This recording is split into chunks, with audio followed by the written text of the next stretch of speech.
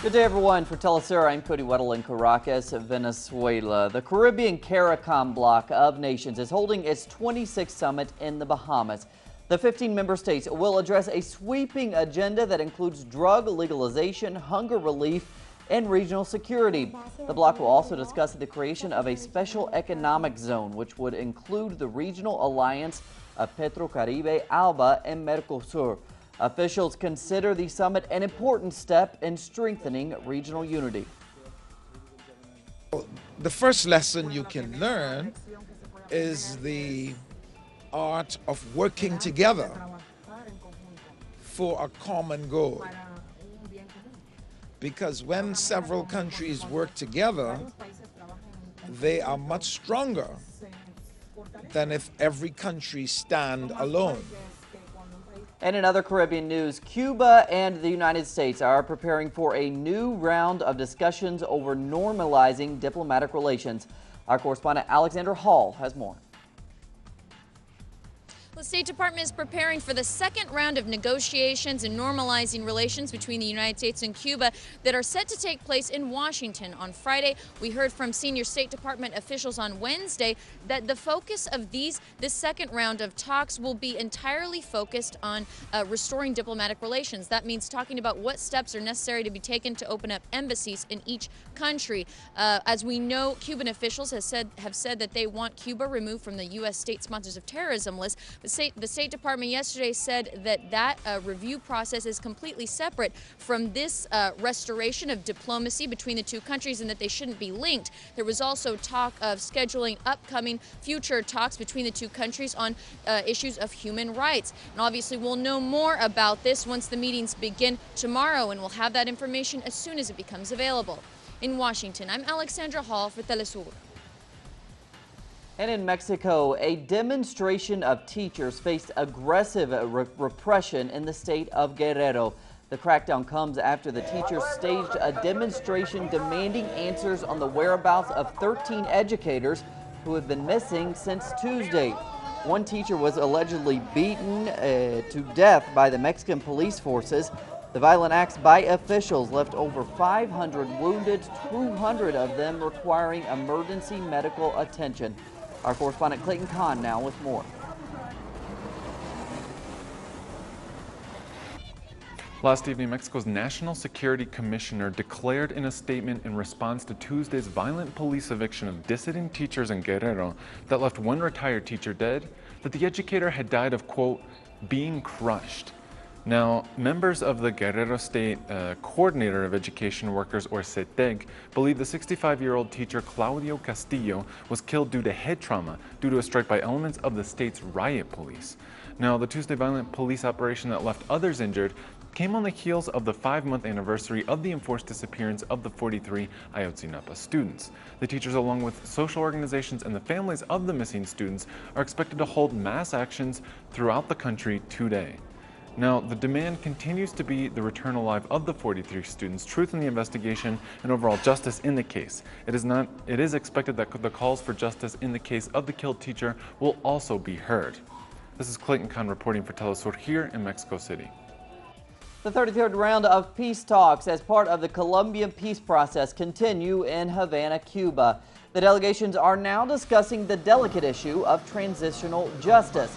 This new round of talks will seek the presence of a special U.S. envoy, Bernard Aronson, and former United Nations Secretary General Kofi Annan. The former UN head spoke on the issue of transitional justice during a visit to Colombia. I think when the determination here, obviously judges will have to make it, but the determination will be to bring to account all those who are most responsible for the most serious crimes.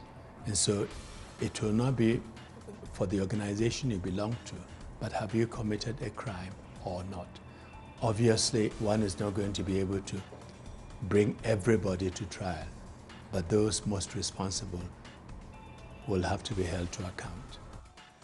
Late Wednesday, the Venezuelan government released evidence from last week's thwarted coup attempt. Congressional President Diosdado Cabello and the mayor of the Libertador municipality in Caracas, Jorge Rodriguez, revealed audio recordings of opposition leaders discussing their preparations for the plan.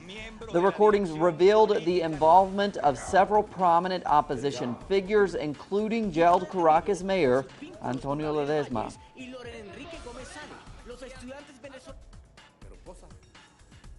Meanwhile, Venezuelan opposition supporters in the western state of Táchira burned a bus, several police motorcycles, and a transport truck carrying medical supplies on Wednesday night. In Caracas, a group of opposition members attacked a young man after assuming he was a government supporter. The attacks left the bystander severely wounded. A Honduran court has found feminist leader Gladys Lanza guilty of defamation against public official Juan Carlos Reyes. Lanza could now face up to 4 years in jail. The Honduran official was accused 4 years ago of sexual harassment by one of his employees. Lanza's feminist organization is helping the victim of the harassment in the ongoing trial. That arrest is seen by many in the country as a crackdown on feminism.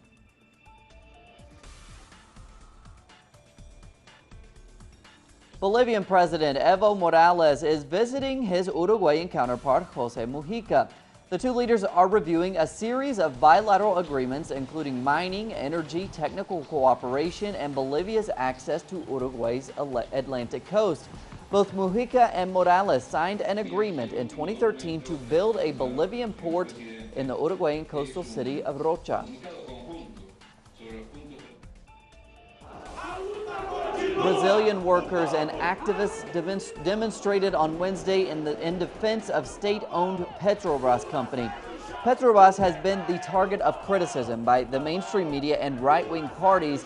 They're criticizing the company over a corruption scandal involving a handful of workers. To stimulate and diversify the national economy, Ecuador's National Financial Corporation has given out more credits under President Rafael Correa's government than any previous one. Our correspondent in Quito, Liz Scherfius, now with more. The National Financial Corporation, or CFN, has revealed that it's granted more than $4.2 billion in credits to entrepreneurs and businesses in the past 8 years, with 8,100 new beneficiaries in the last year alone. All sectors that are involved in diversifying the economy are eligible, and we work so that the projects that are financed contribute to generating more exports, substituting imports, and that they are products with added value.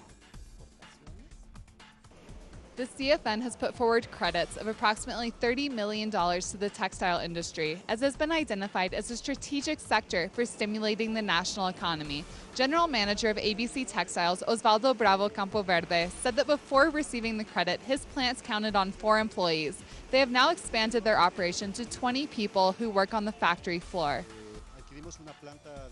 We acquired a production plant of textiles, thanks to the CFN. With their support, we have been able to develop the infrastructure we have now. In this moment, we are counting production levels of 16 or 18 tons per month. The CFN has given out 10 times more credits in the past 8 years than under any other government, as part of an effort to stimulate national production, substitute imports, and diversify what has traditionally been an oil-based economy. Liz Scherfius, teleSUR, Ecuador. The Argentinian Congress has approved the creation of a new federal intelligence agency.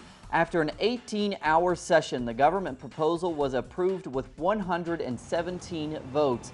The new agency was proposed by the government after federal attorney Alberto Nisman was found dead in January. Government officials and opposition leaders believe former intelligence agents were involved in Nisman's death. The Ukrainian government has announced it will begin withdrawing heavy weaponry from the conflict's front lines. The announcement comes after the government admitted the ceasefire is holding. That's despite previously claiming the army was still under attack. Meanwhile, Russia President Vladimir Putin warned the international community over the possibility of what he termed a winter genocide. That's because Ukrainian authorities have announced that they will be cutting off energy to the east. The United Nations Security Council says it recognizes the government of President Abd Mansour al-Hadi as the legitimate government in Yemen and no others. Meanwhile, Houthi fighters stormed an elite special forces base that the U.S. had used to train Yemeni troops. 10 people were killed in those clashes. The Islamic State terrorist group has abducted up to 220 Christians in Syria. It came during a raid of 33 Christian villages in the north of the country. The massive abduction has sparked fear over the fate that Christians and other religious minorities might face at the hands of the terrorist group. We turn to Noor Harazin now with this report in Gaza. During last summer's attacks on Gaza, the Israeli forces intentionally targeted 80% of the territory's factories, seriously endangering the Palestinian enclave's economy because 30% of goods are provided by this sector. In the light of this issue, the Palestinian Ministry of National Economy this Wednesday began providing financial compensations to over 1,600 owners of the affected factories, industrial and commercial facilities.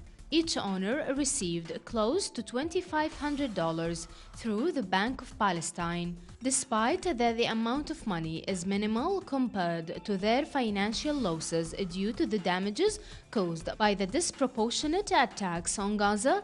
The business sector expressed their gratitude after receiving the funds and thanked the government for its efforts to ease the crisis affecting millions of Palestinians. I realise that $2,485 is not enough to fix a whole factory, or even to help the owners get back on their feet again, but it's what we could offer for now, from the money that was partly donated to us.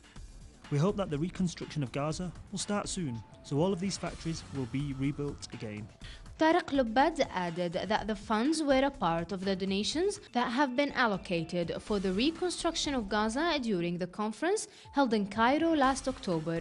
Originally, donating countries pledged over $5 billion to Gaza, but the amount actually handed over was much less, seriously hampering any possibility of reconstructing the enclave. Noor Harazin, teleSUR TV, Gaza. And in related news, Israeli extremists are carrying out attacks against Muslim and Christian sites in Palestine. A mosque was torched on Wednesday and a Christian Orthodox church on Thursday in Jerusalem. Palestinian authorities claim the acts are being carried out with impunity from Israeli authorities. Legendary Catalan singer Joan Manuel Serrat opens his South American tour in Uruguay to mark 50 years on stage. Serrat describes himself as a Latin American from Barcelona. He has named this tour Disorderly Anthology. His Uruguayan concert last Tuesday marked 50 years and 5 days since his first public performance. The 71-year-old performer is optimistic about his musical future, and he denies that this is any type of farewell tour.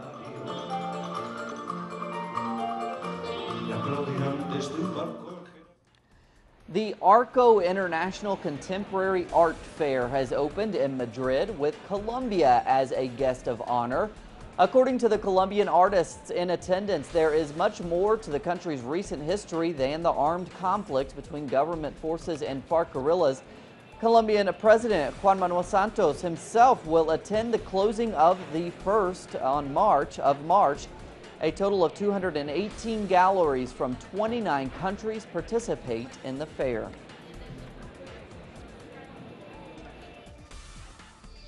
In Peru, 42 pre-Hispanic artifacts repatriated from Chile, Spain, Canada, the United States, and other countries are being displayed to the public. The once looted remains were unveiled at the Museum of Anthropology, Archaeology, and History in Lima. They include ceramics and wooden figures, as well as a 17th century manuscript and a 19th century book of botany. More on those stories and others at our website. Check it out, telesurtv.net/English. For teleSUR English, I'm Cody Weddle. Have a great afternoon.